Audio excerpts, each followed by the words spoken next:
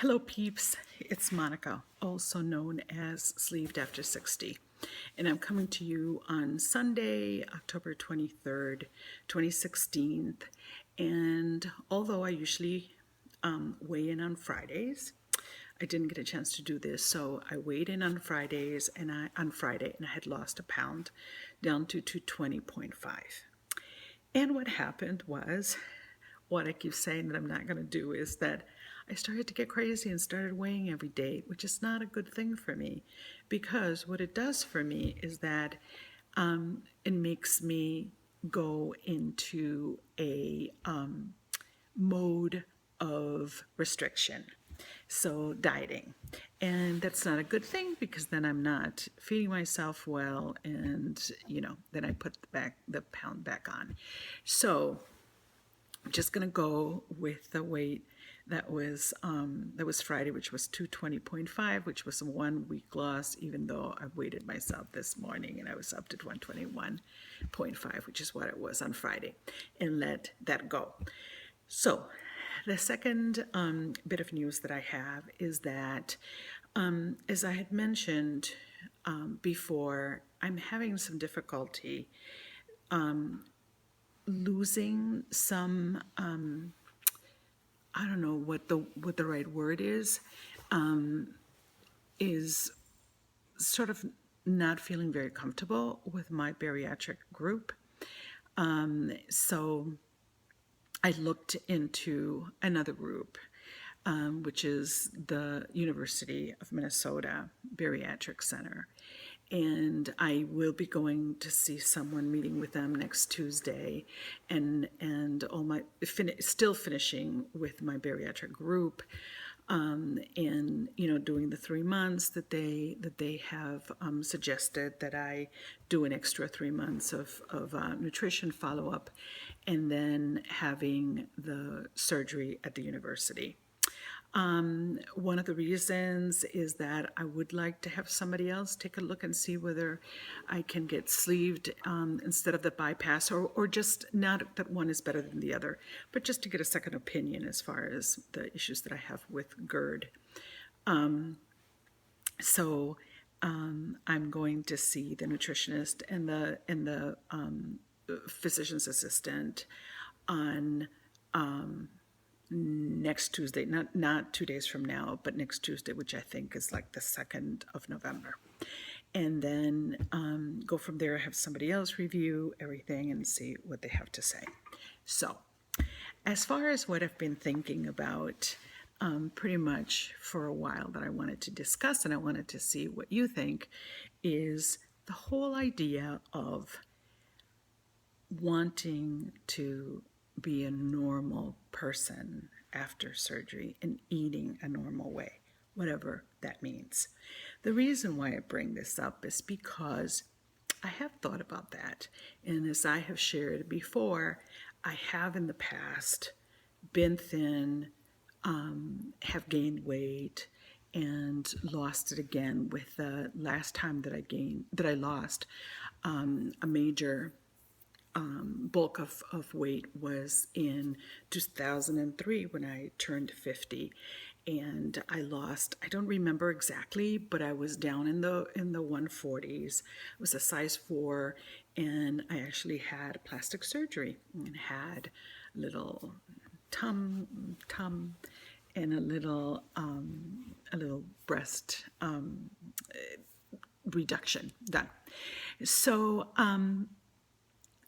I've thought about this whole idea of being normal, or what does that mean? And it's something that I'm also discussing with my therapist before my surgery date comes around.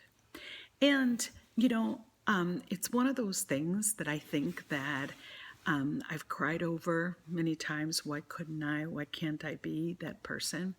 And in my relationship, my sweet honey is normal weight. He's never had a weight problem. He's at times in his life when he was very young, he was underweight.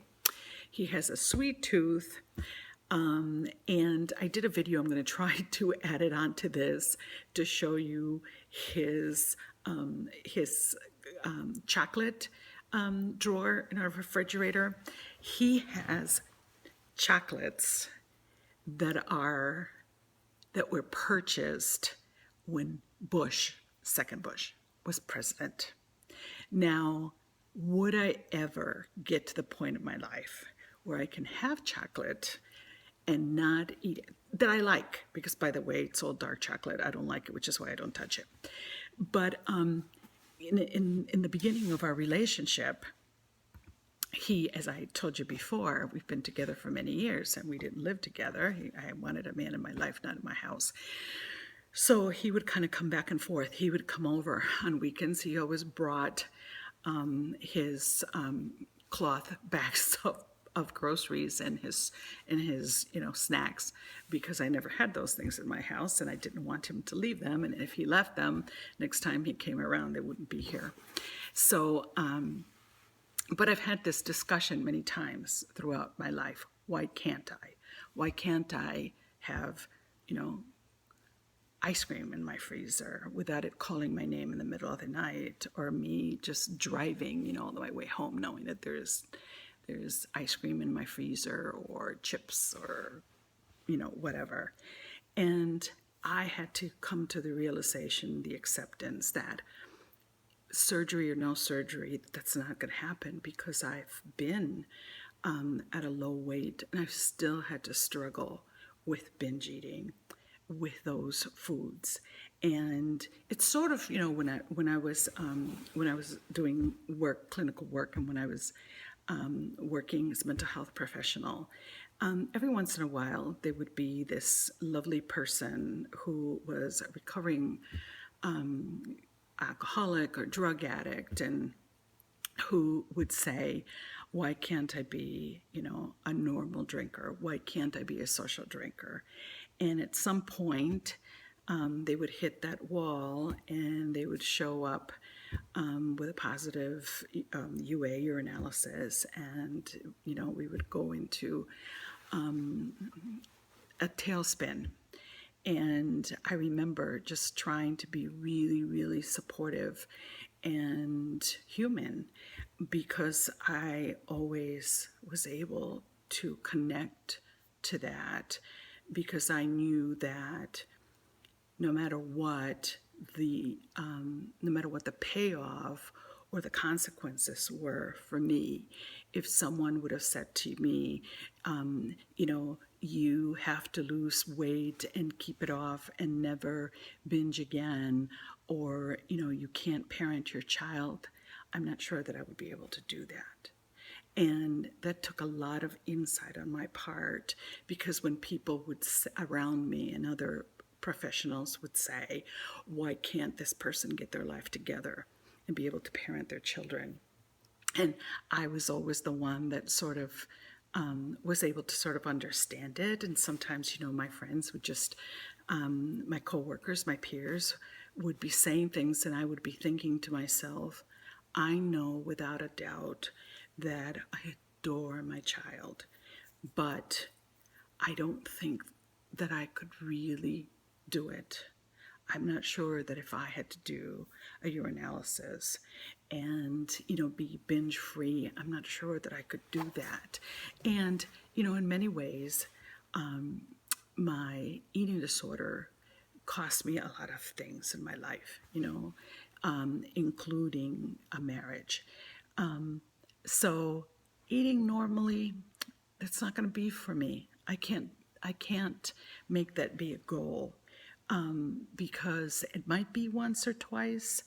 It might be for weeks, it might be for months, but sooner or later, I really will have to face the fact that I have an unhealthy relationship with food that I'm always going to have to be aware of, whether I'm 63 or 83. Although my binging disorder is under control, and it has been for a long time, I still have to be very cognizant.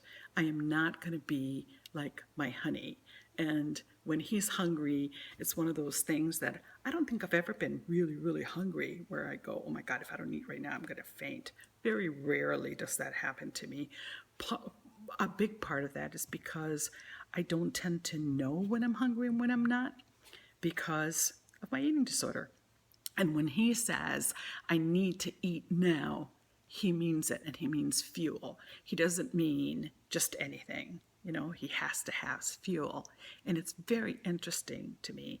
And also, when he is done, doesn't matter whether there's one, bite left or it's the best food in the world. When he's done, which I have a hard time doing that. So am I ever going to be, to have a normal relationship with food? I doubt it. I think I'm always going to have to be hypervigilant. Just like it's not a good idea for an alcoholic to be a bartender. I don't think it's a good idea for me to be working in a bakery store. I don't think it's a good idea for somebody who has issues with, I was going to say something very inappropriate, so I'm not going to say it. I'll wait years from now when we're better friends for me to say it. People who have issues, whatever their issues are, they deal with it. For me, it's food. And I'm just setting myself up if I think that that's a goal. So, having said that, thank you to all. I will see you next week. I saw a lot of videos this week and caught up and made new friends. And wow, I'm seriously thinking about going out west in May. I hadn't thought about it before, but maybe I might want to do that because so many of you are becoming friends in my own mind. And sort of, there are a lot of Oprahs out there that I enjoy, and I'm very happy being a Gail or Gail's friend. So take care. Have a very safe week, everyone. Besos.